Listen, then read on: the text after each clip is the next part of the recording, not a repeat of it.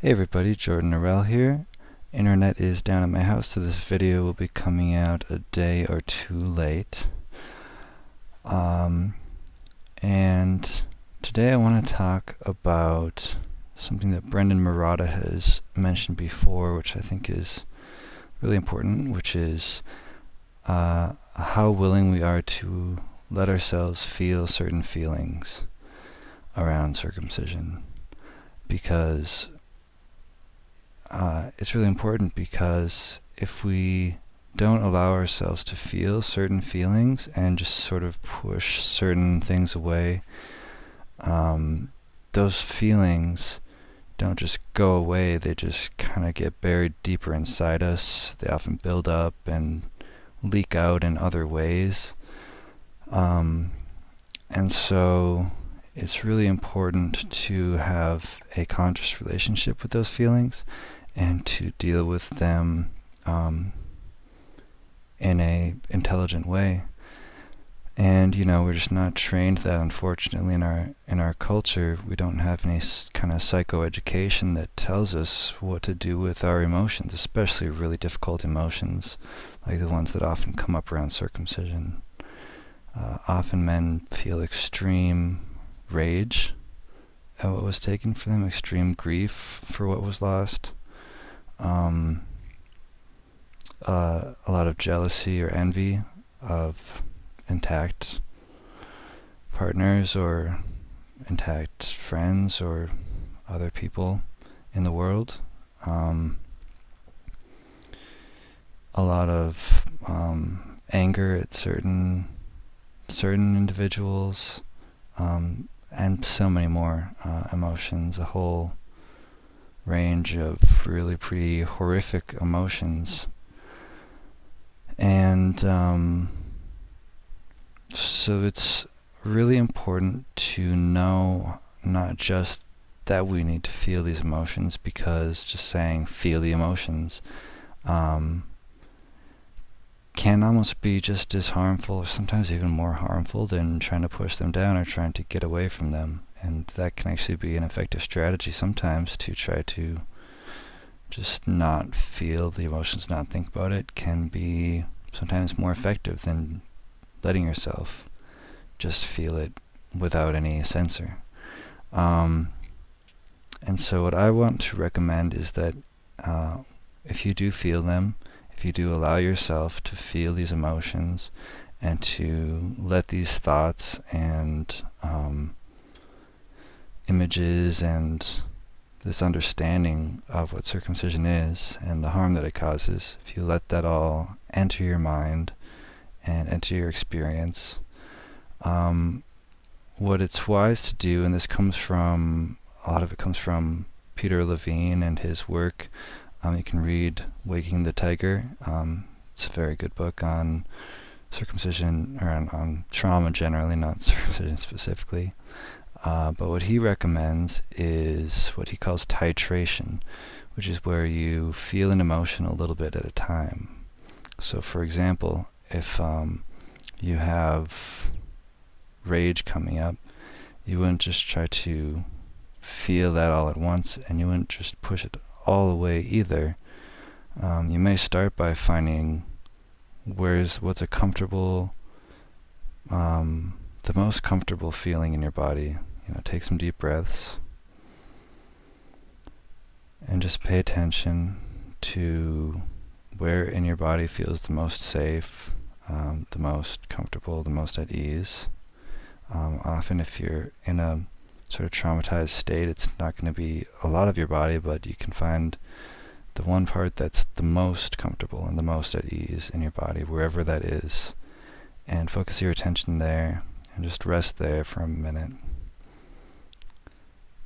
And then when you feel okay, when you feel ready, you can let yourself feel a little bit of the emotion.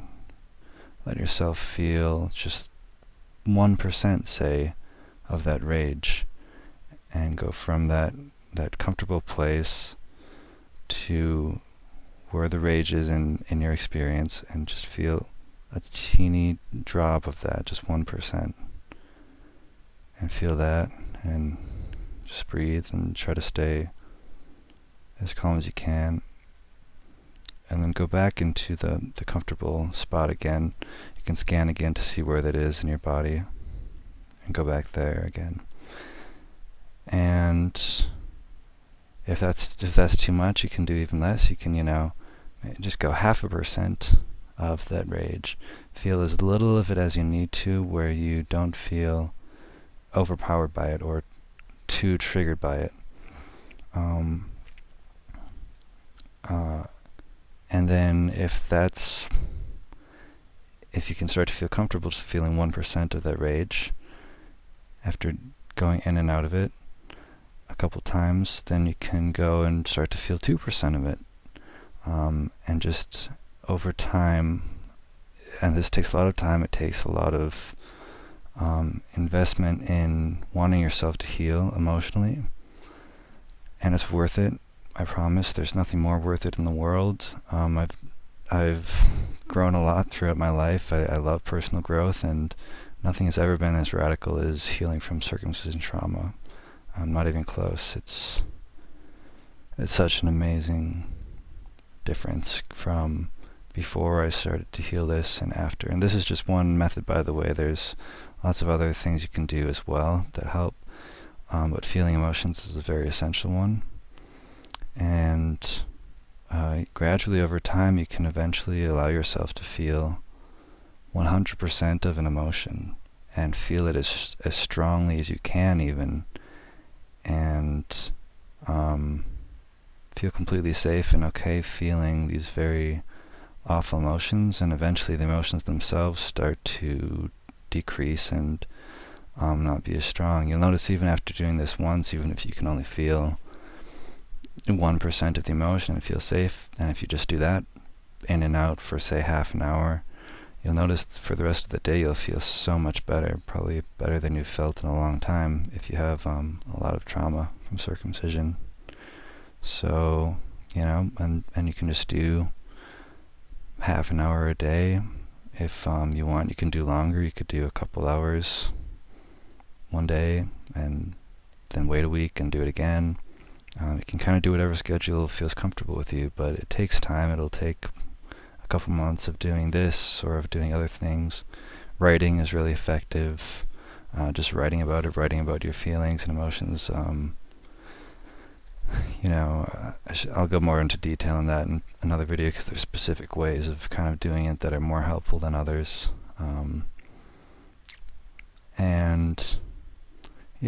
There's lots of different ways. This is one that I think is almost essential, though. It's exposing yourself to these feelings. Another thing you can do it with is thoughts or images, and find a way to, if you have an image that bothers you, then think of the most mild version of it that you possibly can. If seeing a baby bothers you, you can imagine seeing an adult woman in your mind, and just imagine that. And then see an adult man, and then, move it back to a 20-year-old man, and then a 19, 18, 17, until you're at a 2-year-old, and then a newborn baby, and have that image in your mind. And then you can keep on getting closer and closer to whatever image is most disturbing to you, and do the same process. Allow yourself to just see that and feel the feelings associated with it. Again, at the beginning it should be so simple. For example, seeing an adult woman that you don't associate with circumcision at all, and then just gradually move closer and closer to it. And then, you can even start to approach that same thing in real life, or in a video, or in some other format. There's ways you can set it up so that you can gradually approach whatever is most triggering and upsetting to you, and eventually you can have things that you would have thought you would never be okay with. For example, I have a podcast about circumcision, The Missing Piece podcast, and I don't get particularly triggered most of the time when I'm doing it. And when I do, I still, start to, try to feel those feelings in the same way. And just allow myself to feel that fully, so that as time goes on, I continue to be triggered less and less. And yeah, it's a really effective way for healing, and I just would highly recommend it. If you have any other questions about it, or if you're interested, I may be creating a program that includes this and other tools in the future. And you can email me at jordan@foragen.org, or leave a comment or question if you have any. Otherwise, I'll talk to you guys all tomorrow. Thanks for watching.